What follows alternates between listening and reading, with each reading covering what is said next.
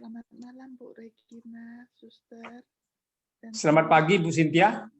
Ya, selamat malam. Pagi Bu. Ya, selamat malam semuanya. Para hadirin yang terkasih, selamat berjumpa kembali. Tapi kok tidak bisa. Ini hari Sabtu ya. Nah, coba kita renungkan. Terlalu kecil. Iya. Halo Ibu Cynthia. Ya. Suaranya kurang kenceng Ibu Cynthia. Deketin coba mic-nya. Sudah oke belum? Sekarang udah oke? Masih belum jelas Ibu.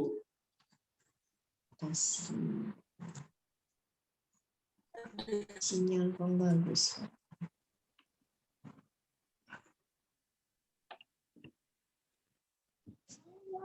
Sudah bisa dengar? Halo Ibu. Ya, sudah bisa. Iya bisa, tapi mungkin sampai itu aja ya, nggak bisa lebih kencang ya suaranya. Sepertinya sebegitu aja ya. Iya, udah. Oke. Udah maksimum volumenya. Oke. Makasih Pak Budi. Ya. Malam nih, akan ini hari Sabtu ya. Harinya Bunda Maria. Kita coba renungkan bagaimana cinta seorang ibu kepada putranya Yesus ya. Nggak kedengaran, Pak. Iya Ibu, coba bisa lebih dikencengin lagi suaranya Bu. Nggak dengar suara. Maaf Nggak Pak kedengeran. Budi, kita Ya. belum doa salam Maria malam ini. Oh iya mungkin ya. Terima kasih. Oh iya. Oke lah, sebelum kita mulai. Halo Ibu Cynthia. Ya, ayo Ya kita doa dulu kalau gitu. doa salam Maria dulu ya. Sebelum kita mulai renungan kita pada malam ini, sebaiknya kami mohon kepada Ibu Cynthia untuk memimpin satu salam Maria. Ayo kita sama-sama. Supaya pertemuan malam ini boleh berjalan dengan baik. Bunda Maria beserta kita dalam pertemuan ini. Satu kali salam Maria. Demi nama Bapa dan Putra dan Roh Kudus. Amin. Salam Maria, penuh rahmat, Tuhan sertamu. Terpujilah engkau di antara wanita, dan terpujilah buah tubuhmu Yesus. Santa Maria, Bunda Allah, doakanlah kami yang berdosa ini, sekarang dan waktu kami mati. Amin. Demi nama Bapa Dalam nama Bapa dan Putra dan Roh Kudus. Amin. Semoga sudah bisa mendengar suaranya ya. Ya, kita coba renungkan bagaimana Bunda Maria, seorang ibu, melihat penderitaan putranya di kayu salib.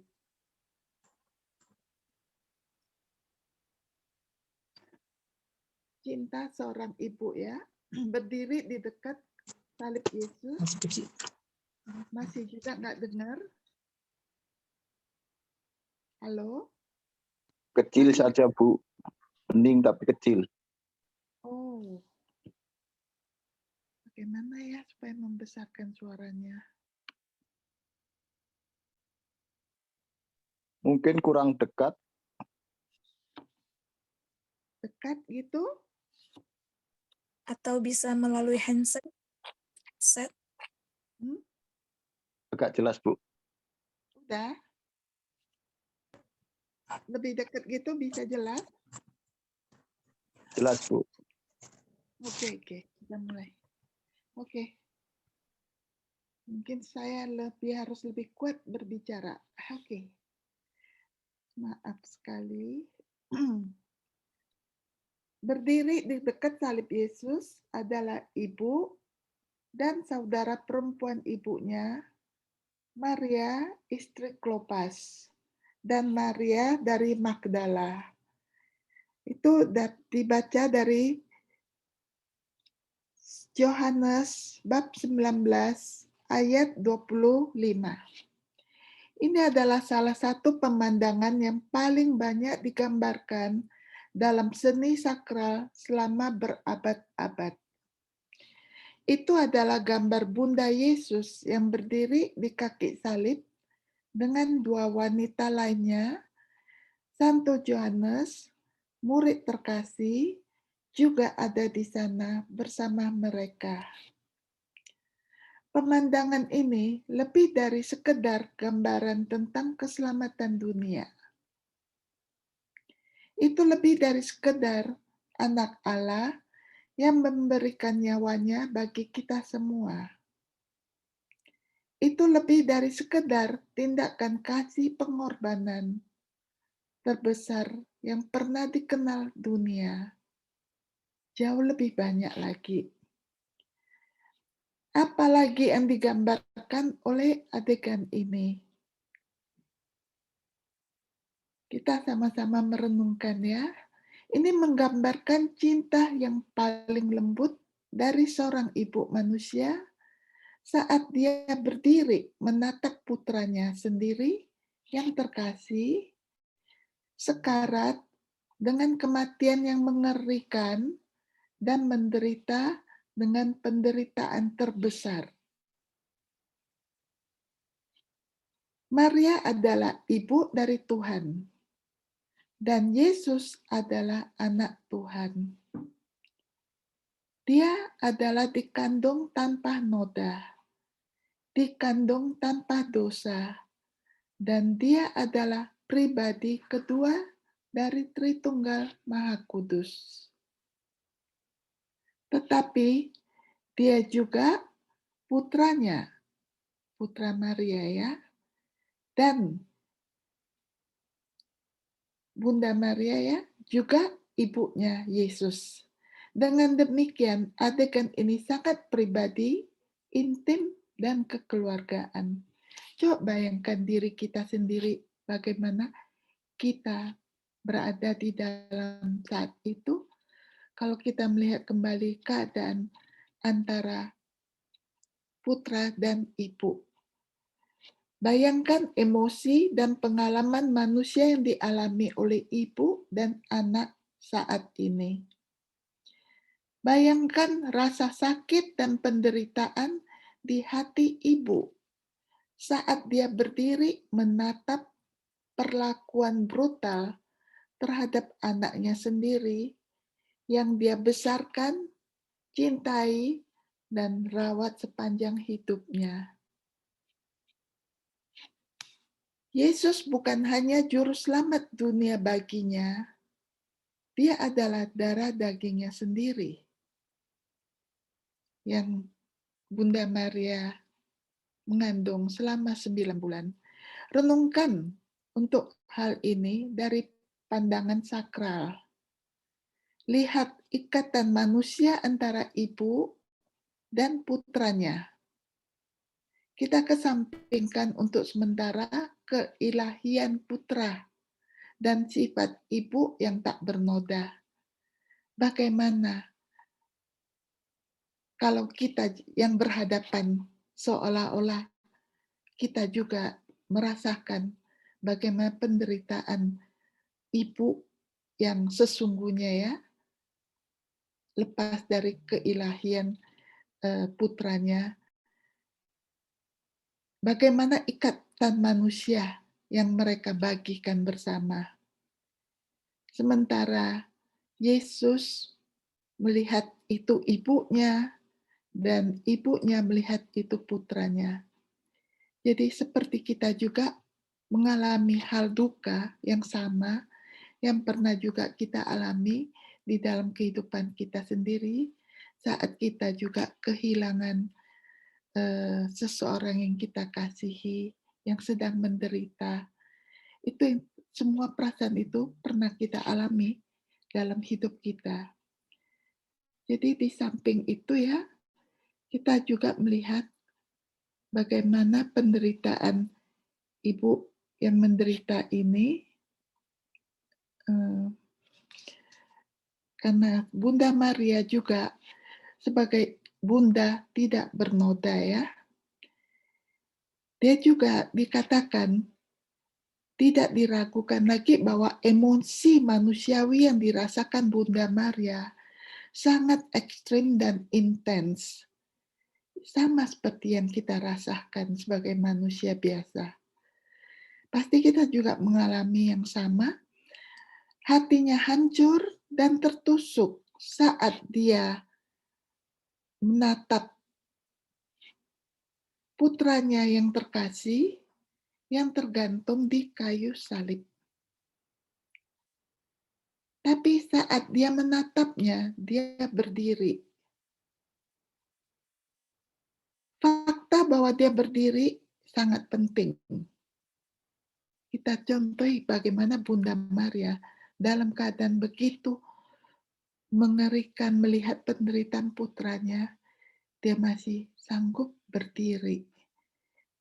Dengan situasi kita, mungkin saat itu kita berdiri, melihat situasi itu mungkin kita sudah jatuh lemas, sudah tidak berdaya, sudah tidak sanggup lagi berdiri. Melihat penderitaan putra yang tersalib begitu mengerikan keadaan dirinya tersebut. Tapi Bunda Maria masih bisa tetap berdiri dengan utuh.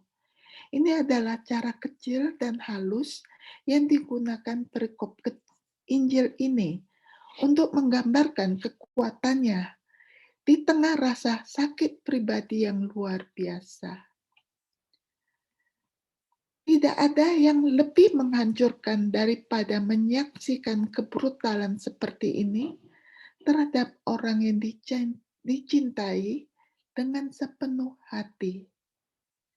Namun di tengah rasa sakit yang menyiksa ini, dia tidak menyerah pada kesedihannya atau jatuh putus asa.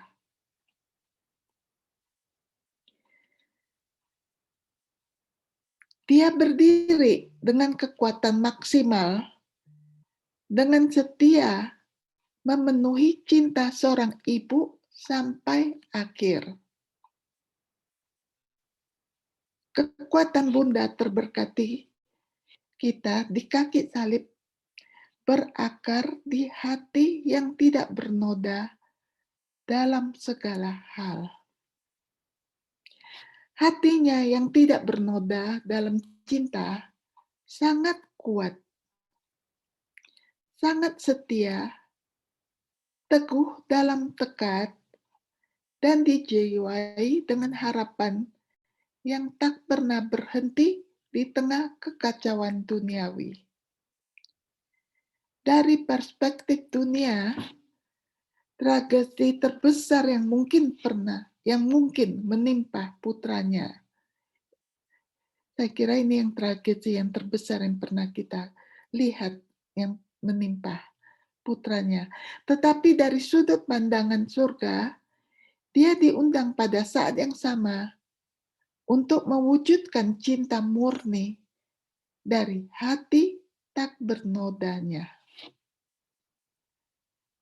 Hanya hati yang dicintai dengan sempurna yang bisa begitu kuat.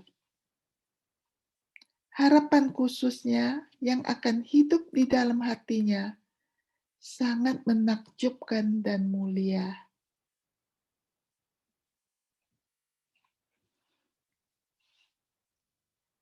Bagaimana seseorang memiliki harapan dan kekuatan seperti itu dalam menghadapi rasa sakit seperti itu?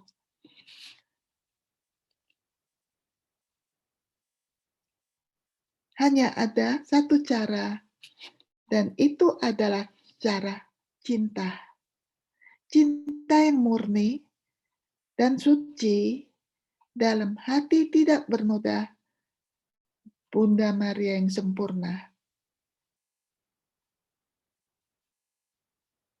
Jadi bagaimana dengan kita sendiri saat kita menghadapi musibah-musibah besar? Bagaimana kita mengatasi masalah-masalah tersebut? Kita harus selalu kembali kepada Bunda Maria yang terkasih, yang mengasihi kita dengan sungguh-sungguh seperti anaknya sendiri. Jadi kita tidak akan melarikan diri untuk menjauhkan diri dari Bunda Maria. Bunda Maria selalu berada di situ, selalu menunggu kita dan mendengarkan sapaan dari doa kita dan mendoakan kita semua. Renungkan hari ini atas kekuatan hati Bunda kita yang terberkati. Pandangi cinta yang dia miliki untuk putranya, dan biarkan diri kita semua terpesona oleh cinta yang murni dan suci ini.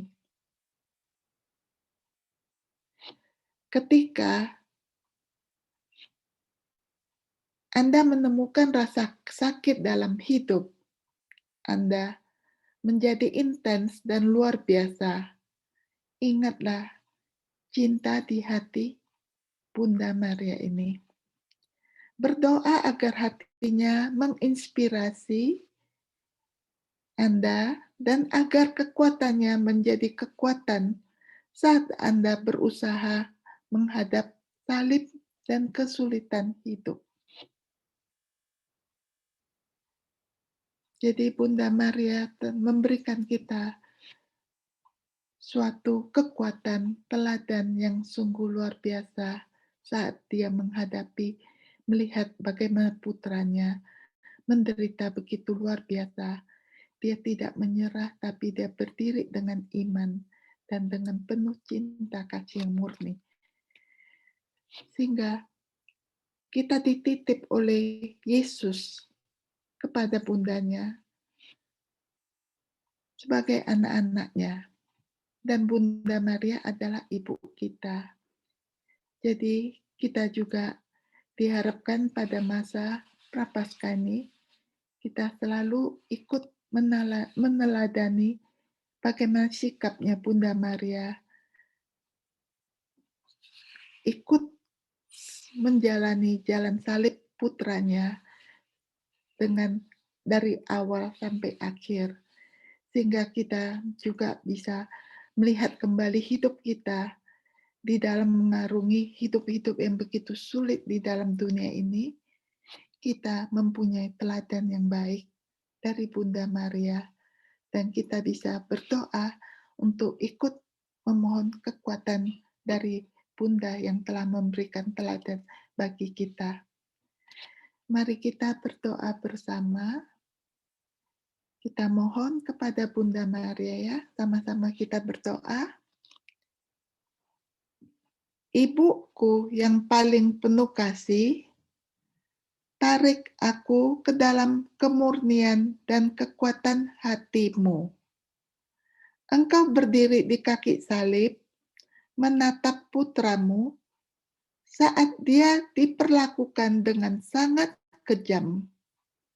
Undanglah aku ke dalam hati-Mu yang penuh cinta, agar aku dapat diilhami oleh Engkau dan diperkuat oleh kesaksian-Mu yang mulia.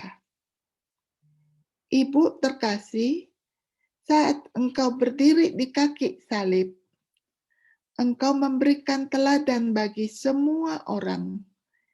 Tidak ada tempat yang lebih baik selain di kaki salib. Bantu aku untuk tidak pernah berpaling dari salib, bersembunyi dalam ketakutan, kesakitan, atau keputusasaan. Bebaskan aku dari kelemahanku dan doakan aku agar bisa meniru kekuatan cinta hati-Mu. Tuhan yang mulia, saat Engkau bergantung di kayu salib, Engkau mengizinkan cinta hati-Mu bersatu dengan hati ibumu. Ajaklah aku ke dalam cinta bersama ini, agar aku juga dapat bersatu denganmu dalam kesakitan dan penderitaanmu. Semoga aku tidak pernah mengalihkan pandangan dari-Mu, Tuhan yang terkasih. Bunda Maria, doakanlah kami. Yesus, Engkaulah andalanku. Terima kasih untuk malam ini. Ya, karena saya diingatkan waktu harus selesai pada jam 9. Sebab Iya. waktu berlainan Ya, di Bu. tempat. Mungkin masih ada waktu sedikit. Terima kasih Bu Cynthia atas pengajaran dan renungan yang telah diberikan kepada kami, sehingga kami lebih dikuatkan dalam menjalani masa Prapaskah ini. Selanjutnya, kalau ada saudara-saudari, Bapak Ibu yang mau bertanya atau mau men-sharingkan sebagian dari pengalaman imannya, kami persilakan. Kita masih mempunyai waktu sekitar 5 menit. Kalau jam 9, Ibu ya. Bu Cynthia jam 9 ya? Sampai jam 9. Sampai jam Kalau, 9. ya, kalau masih 8 ada, menit. Iya, mungkin bisa tambah sedikit ya. Ya, silakan nih Bapak Ibu kalau masih ada yang mau bertanya dengan Ibu Cynthia mengenai penjelasan yang telah Ibu Cynthia berikan.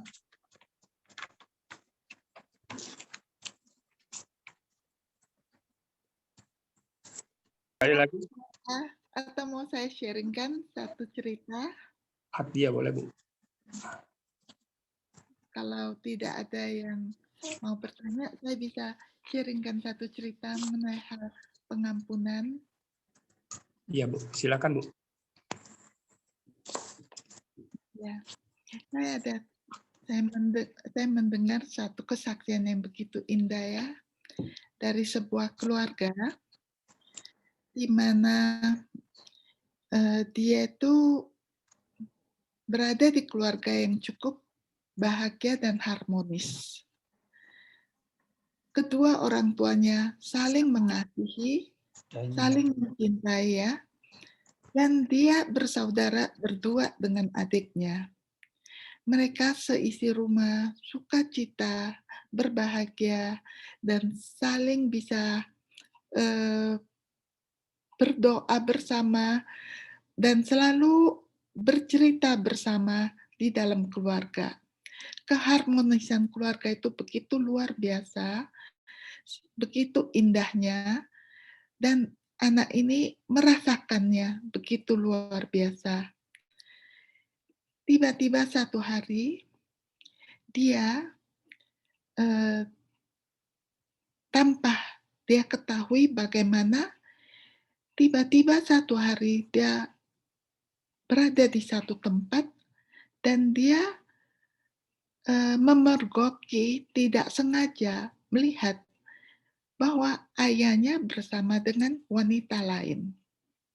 Saat itu, dia tidak percaya apa yang dia lihat, dan dia tidak sanggup untuk mengerti situasi apa yang telah terlihat olehnya, bahwa ayahnya ada bersama dengan wanita lain.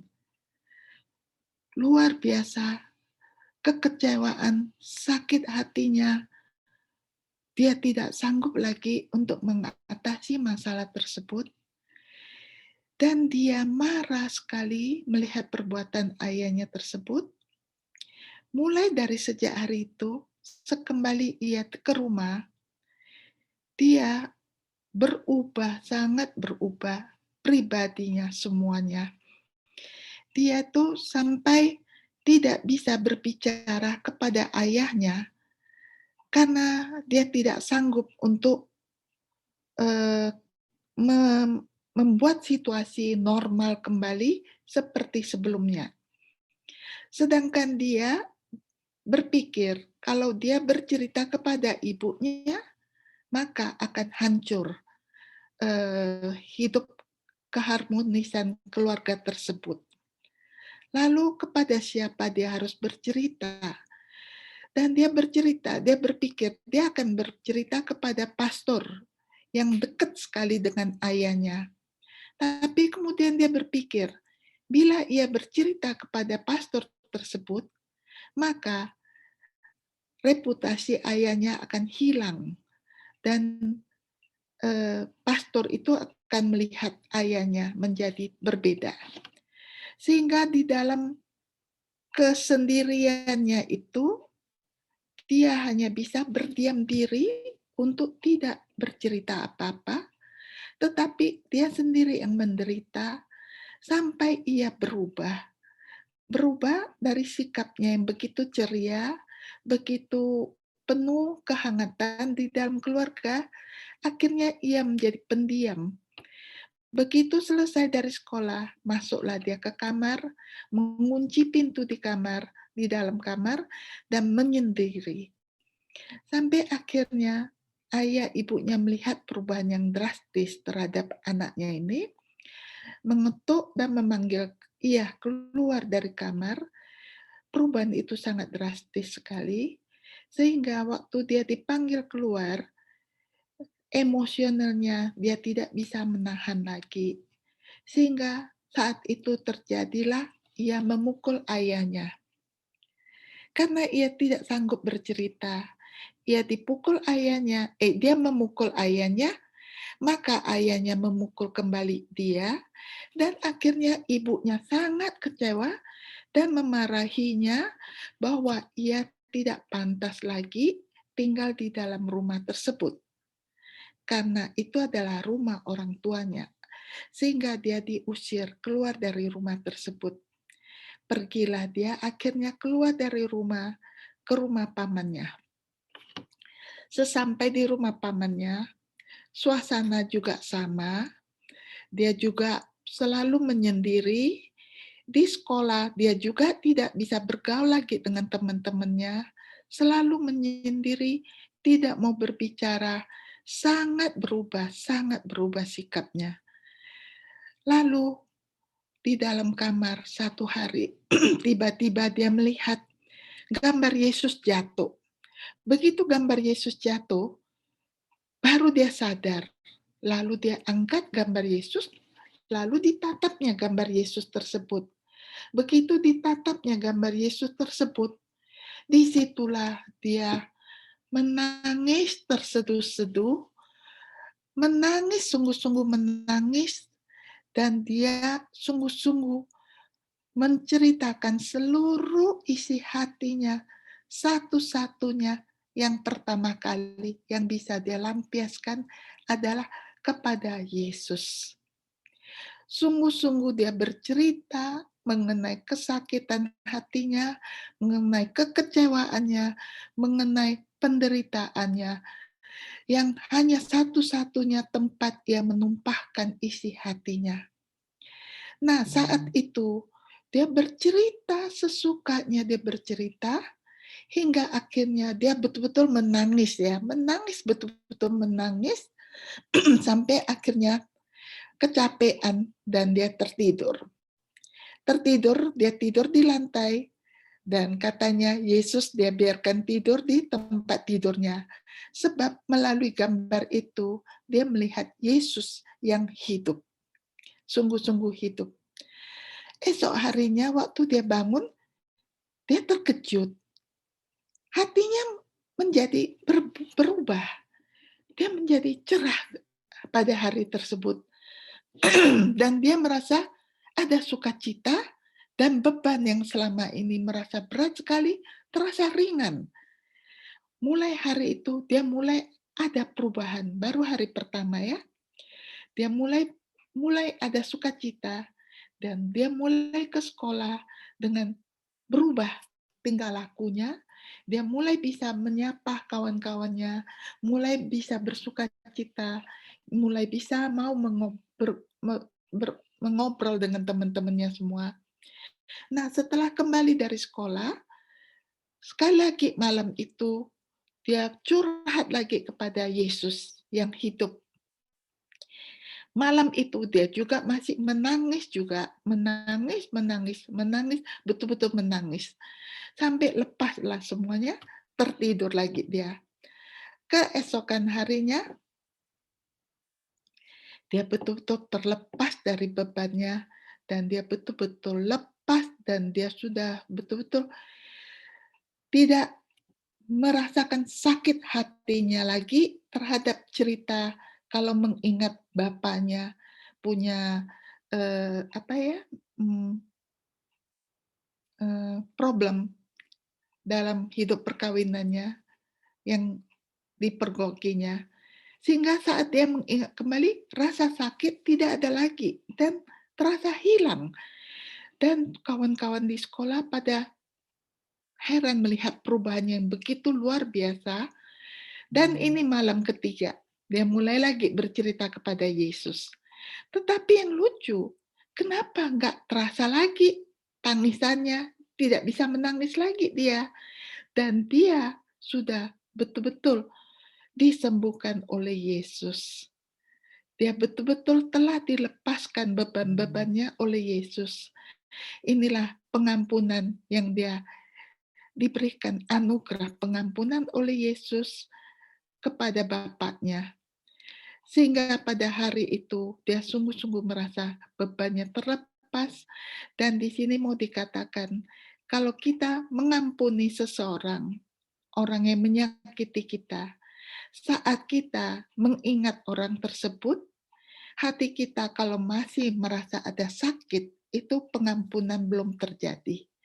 Tetapi saat kita boleh bercerita kembali mengenai masalah yang telah lalu, hati kita tidak ada merasa sakit, itu adalah pengampunan total, anugerah yang telah diberikan Tuhan di dalam pengampunan.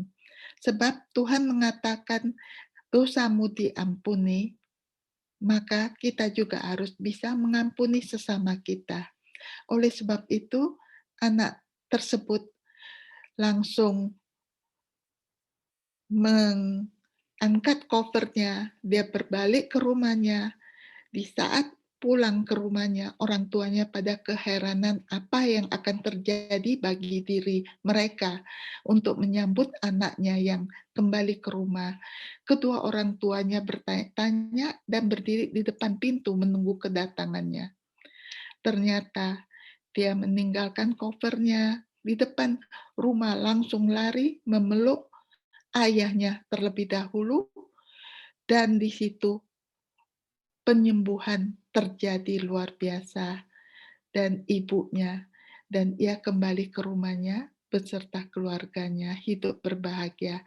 Jadi cerita ini dia cerita kembali kepada seorang pastor, dan ia mengatakan kepada pastor, ini pengalaman yang harus dia bagikan, supaya pastor ini juga bisa berbagi dan mengerti hal pengampunan yang terjadi sesungguhnya. Selain kita bisa melupakan kejadian yang telah pernah terjadi, dan yang kedua adalah mengampuni saat kita memikirkan kembali hal tersebut, hati kita tidak merasa sedikit pun ada rasa sakit. Itu pengampunan yang sungguh luar biasa, anugerah yang Tuhan berikan kepada kita semua. Jadi anak ini telah berbagi ceritanya, sehingga kita semua bisa belajar dari pengalamannya juga. Ia sungguh-sungguh membagi dirinya kepada Yesus, hanya bercerita kepada Yesus, di situ penyembuhan terjadi. Jadi Yesus melalui gambar itu menjadi hidup bagi dirinya. Terima kasih. Kembalikan kepada Pak Budi. Oke, terima kasih Ibu Cynthia. Sungguh suatu kesaksian yang sangat menguatkan di dalam menjalani masa Prapaskah ini, di mana kita boleh mengenang kembali apa yang masih terasa menyakitkan di dalam hati kita. Dan kita boleh datang kepada Tuhan Yesus untuk minta pengampunan. Dan kita percaya, sesuai dengan kesaksian yang telah diberikan tadi, bahwa kita akan diampuni Yesus, karena Yesus itu Maha Pengasih dan Maha Penyayang. Dan bila kita datang kepadanya, pasti Dia akan terima kita dengan penuh sukacita dan mengampuni dosa-dosa kita, bahkan mengajar kita ke dalam jalan terang kasih-Nya. Terima kasih Ibu Cynthia. Sama-sama. Apakah ada masih yang mau memberikan kesaksian seperti Ibu Cynthia?